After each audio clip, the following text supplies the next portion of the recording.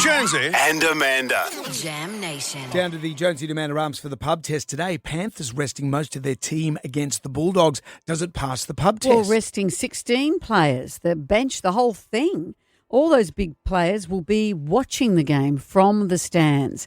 The Panthers aren't going to make the top four, so they've made the decision to rest their big players, their healthy big players, for risk of injury, I'm assuming. Patrick Delaney, who's head of Foxtel, has said that he's disappointed. Of course he would be, because he's worrying about the viewership. But he said that the NRL owes it to fans to put out your best team. Well, Patrick, I'll say to you, don't worry. I'll be watching it. I wouldn't have watched this game otherwise. But you're going to see all these guys. There's a few debuts tonight playing on this game. It's going to be great. You got Billy Phillips and Zach Lipowitz. They're making their debuts. In the States, what I find... Imagine the day in 20 years' time when you go, I remember when that kid, when Billy made his debut or Zach made his debut. That's a big deal. Well, interestingly, in the States, the NBA, the basketball, had a similar issue a few years ago. So but that's NBA. But let me just explain what they do. This is but the philosophy of this is interesting.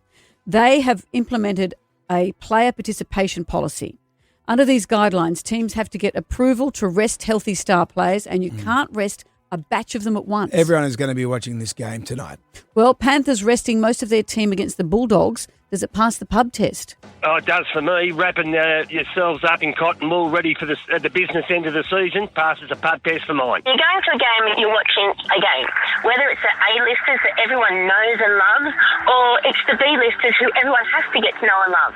It's 16 men, one team, one game. So I think it passes the pub test. They're not going to make the first four, and it's a good chance to give the B team some good experience for next year. Absolutely it does. I want a 5-peat, so yes, please. And if it was any other team like Canberra, there would be no problem. It's the fact that it's the Penrith. I agree with Jonesy. I love to see the up-and-coming young players give it a crack. I think it's good. Yeah.